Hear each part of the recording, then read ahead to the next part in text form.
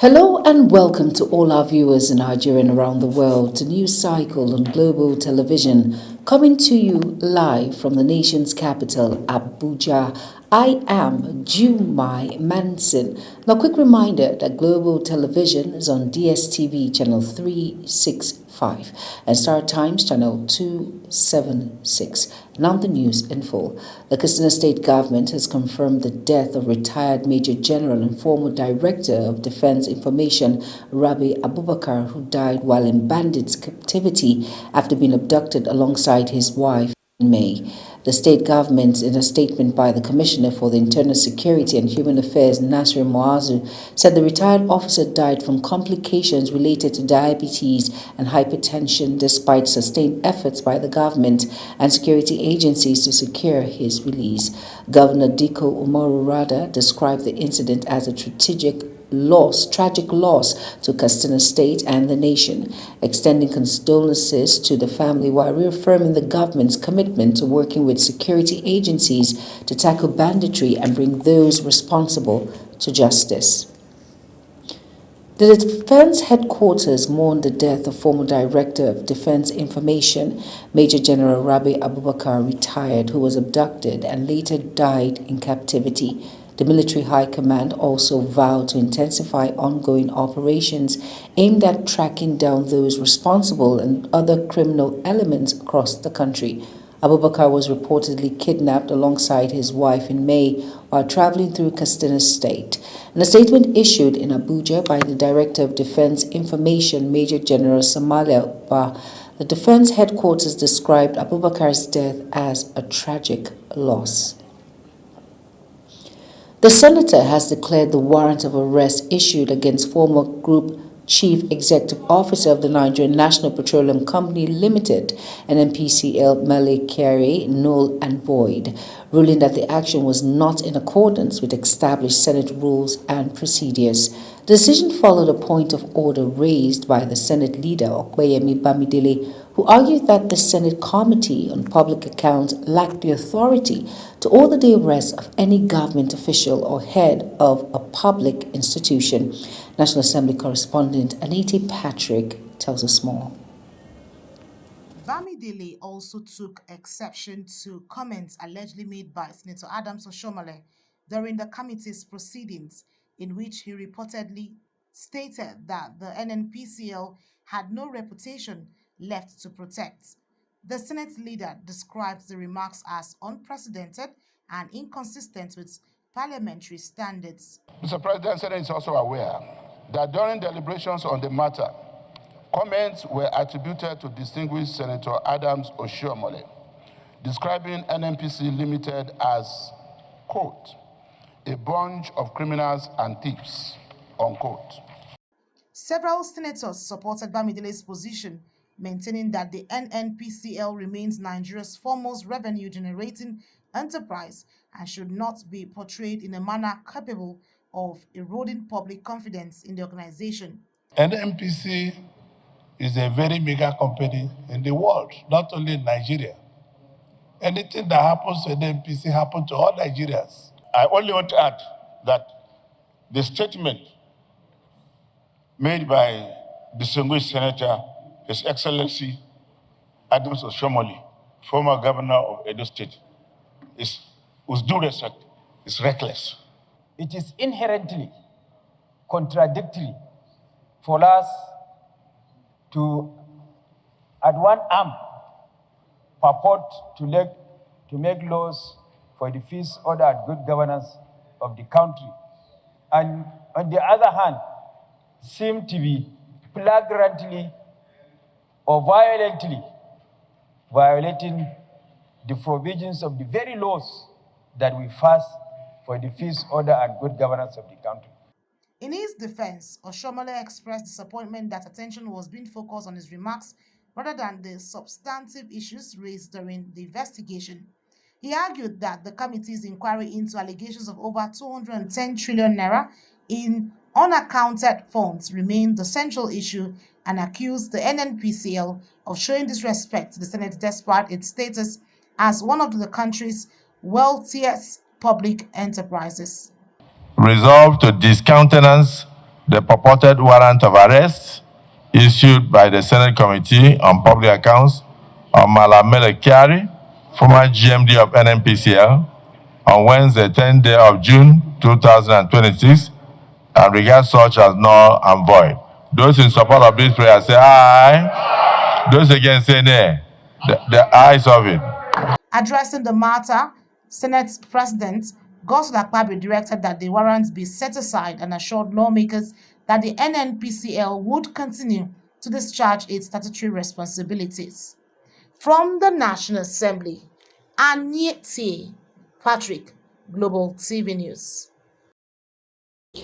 Over now to President Bola Ahmed Tinubu has commissioned the newly completed Airport Expressway to Kuje Township Road in the Federal Capital Territory, reaffirming his administration's commitment to infrastructure development and economic growth in satellite communities. Now, the President says the project reflects the Renewed Hope agenda's focus on improving connectivity and bringing development closer to the people. Kabir Hassan reports. For residents of Kuje and surrounding communities, the completion of the Airport Expressway to Kuje Township Road marks the end of years of difficult commuting and traffic challenges. Commissioning the project, President Bola Tinubu, represented by Vice President Kashim Shettima, said the road demonstrates the administration's determination to complete critical projects and improve the life of Nigerians. Today, we are not just commissioning a road. We are keeping a promise. The Renewed Hope agenda is not just for the city center, and the commuter coming from or going to Kuje must feel it. Every Nigerian must feel it.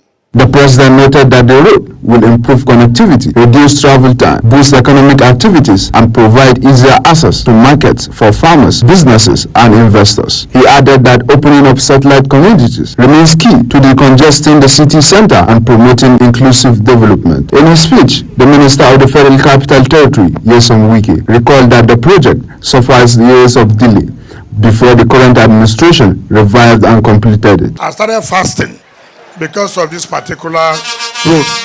And I thank God, God has answered our prayers. Sir, I'm happy, very happy to see that this road is completed. Nobody will want to live now in the city. From Kuje here, down to the city, how many minutes? But before, to take you 1.5 hours, 2 hours to come to the center, city center, we are very happy. Honorable Minister of State and myself and the entire FCT. Wike further disclosed that the administration will soon commission the Kuje-Gwagwalada dual carriageway as part of efforts to expand infrastructure development across satellite towns in the FCT. Residents say the road is expected to improve movement, enhance security, and create new job opportunities for economic growth in Kuje and neighboring communities. Kabir Hassan, Global TV News. The Federal Ministry of Environment and National Environmental Society has continued their waste management training program for journalists, civil servants, waste management officials, waste pickers, and other environmental stakeholders across the Abuja Municipal Area Council, Amak Buhari, Kuje Councils. Ubong Osoro tells us more. The training program focused on promoting sustainable waste management practices and creating economic opportunities through recycling and waste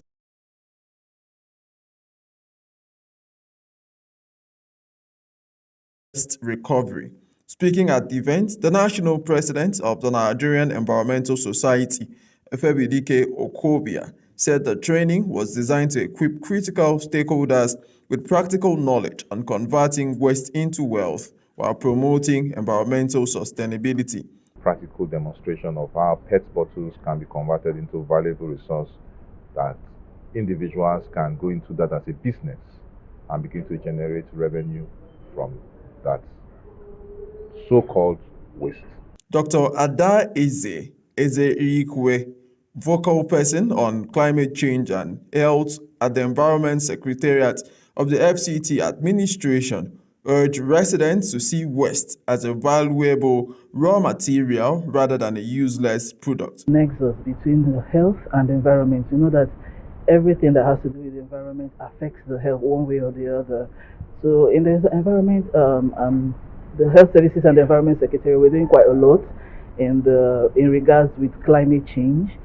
The initiative is aimed at demonstrating how commonly discarded materials such as plastic bottles can be transformed into valuable products capable of generating income and creating employment opportunities. Some participants and facilitators who spoke at the event applauded the initiative, describing it as practical, timely, and capable of changing public perception about waste. The issue of waste is something that every person must take seriously, especially household. Because when it comes to waste management is everybody's business. Look at the term, it is called waste management. Now, which means the generators are the first managers of waste. The program is expected to reduce waste management practices, reduce environmental pollution, and contribute to economic growth through the circular economy. Ubong Usoro, Global TV News. As Nigeria marks Democracy Day 2026, the shadow of June 12, 1993 still looms large over our electoral journey. 33 years on, many Nigerians still call that poll the fairest in the nation's history, despite 6 general elections and dozens of off-cycle polls since then. In this report, our correspondent Felicity Indere examines the state of electioneering in Nigeria and why trust in the ballot remains fragile. The report. Since 1993, Nigeria has conducted 6 general elections and several off-cycle governorship and legislative polls. Speaking to Global TV, some Benue residents say each one was meant to deepen democracy, yet despite reforms by the Independent National Electoral Commission over the last 24 years, public trust in the process remained low.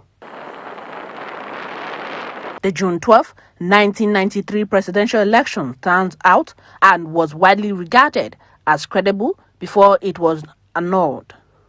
The nostalgia suggests that technical improvements like card readers, beavers, iRev have not translated into greater public confidence. Lessons from past elections show that building trust goes beyond INEC alone. So, has democracy improved since 1990? Infrastructure has grown, and civilians have had power for 27 unbreakable years, but key questions remain. I think there should be a better way that a democratic government will constitutionalize the process in which people come on board to contest for election. Up till now, we have never seen any list, even from the leading party, coming forward that these are the people contesting for social elections and all. Nigerians were better off in that 1999 first tenure. There is no improvement. The people are not happy at all with the democracy. Look at now, we are buying the cement, a bag of cement, at 12,000–13,000. How are we going to be happy about that? While others raised the question of today's June 12th, if it has shown the actual democratic reality and economic conditions, all have fallen far short of the original hope. From ballot snatching to delayed results, contested judgments, and voter empathy, each cycle raises the same concern. Is the electioneering process producing true democratic governments? How many years of democratic rule? Is it 27 or so? We are not yet there now. We still have a long way to go. Democracy today, we are still wobbling and wobbling. We have not gotten it right. For many citizens, June 12th is more than a date. It is a reminder of what is possible when the process works. The challenge now is to restore that belief. That means INEC, the court, parties, security agencies, and voters must all play their part. In Makurdi, Felicity Indere reporting for Global Television News.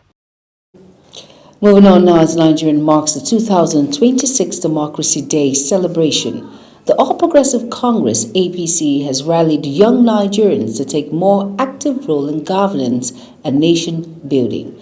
At the Youth Festival held in Abuja, party leaders and participants underscore the importance of youth engagement in sustaining democracy and shaping the nation's future. Ubong Usoro tells us more. The vibrant atmosphere of music, culture, and youthful energy sets the stage for conversations on leadership, civic responsibility, and democratic participation as hundreds of young Nigerians converge on Abuja for the APC Youth Festival. Organized as part of activities commemorating Democracy Day, the event served as a platform to celebrate Nigeria's democratic journey while inspiring a new generation of leaders to contribute meaningfully to national development. Speakers at the festival stressed that the future of Nigeria's democracy rests largely on the commitment, innovation, and active participation of its young population. They urge youth to embrace unity, remain politically conscious, and seize opportunities within the democratic space to influence positive change.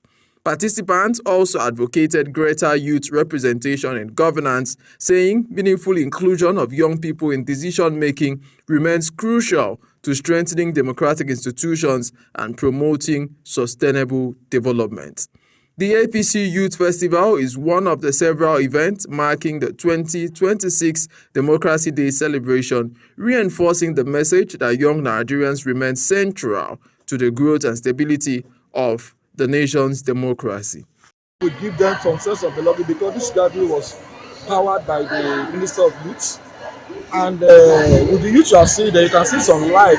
They are lively, they are feeling alive, in among what they are seeing here today. And they are still going to bring out some impact inside of their life.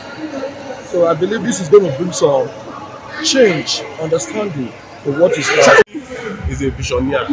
We all saw what he has done in Lagos State, and same thing he's doing in Nigeria as a whole.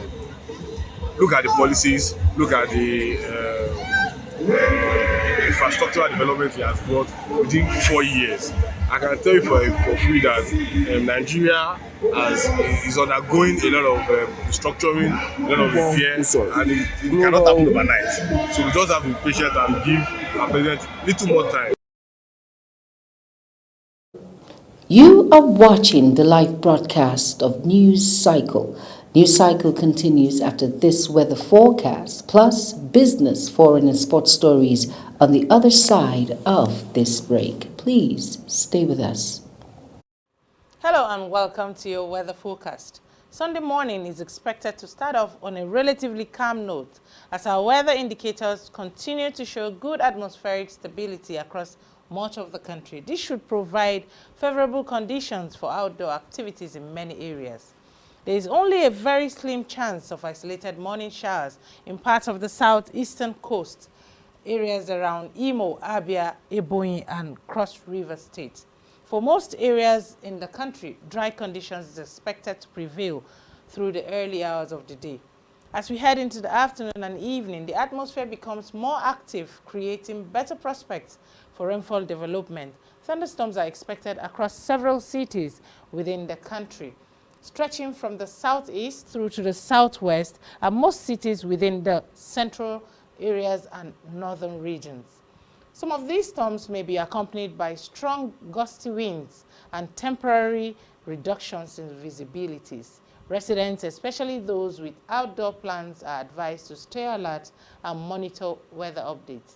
That's your weather forecast. Thank you for watching.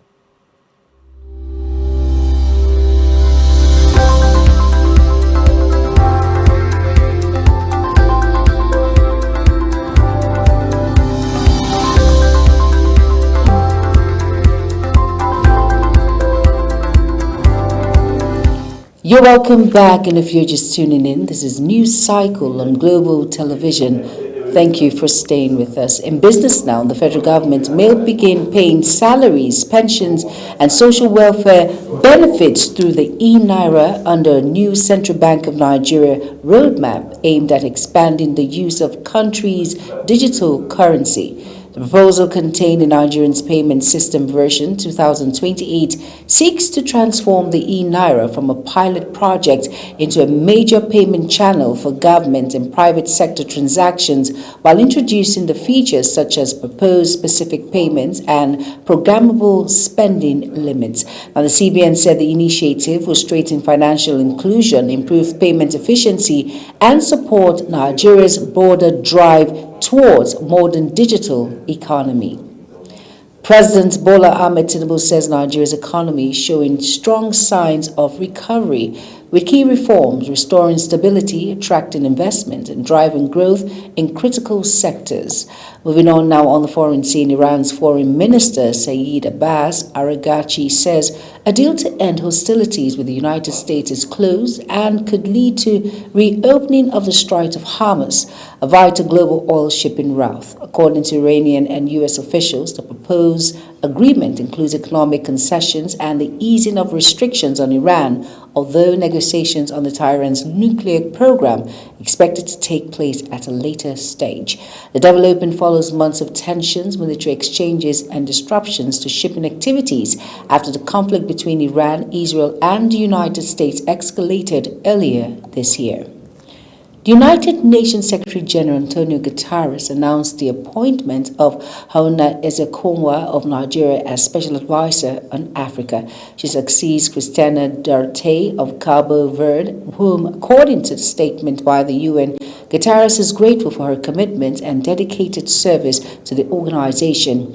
Ezekonwa brings nearly 3 decades of United Nations leadership experience to her new role. In her current role as UN Assistant Secretary General, Assistant Administrator, and Director of Regional Bureau for Africa at the United Nations Development Programme, she oversees the organization's support to 46 African countries in pursuing Agenda 2030 and the Sustainable Development Goals, as well as Africa Union's Agenda 2063. In sports, Nigerian Super Eagles have fallen to 7th place in the latest transfer market rankings of Africa's most valuable national teams, with the squad now valued at €172.05 million. The deadline has been attributed to injuries, frustrating players, and performance and reduced market values for several key players, despite Victor Osimhen's remaining goal of the continent's biggest stars. Ivory Coast tops the ranking with a squad value of €522.10 million, followed by Senegal and Morocco, while Cameroon occupies 6th place ahead of Nigeria. Now that's it on News Cycle. A quick reminder that Global TV is on DSTV channel 365, Star Times channel 276, and Free TV. Kindly follow us across all social media platforms now showing on your screen by using @Global TV NG. I am Jumai Manson. Thank you for watching.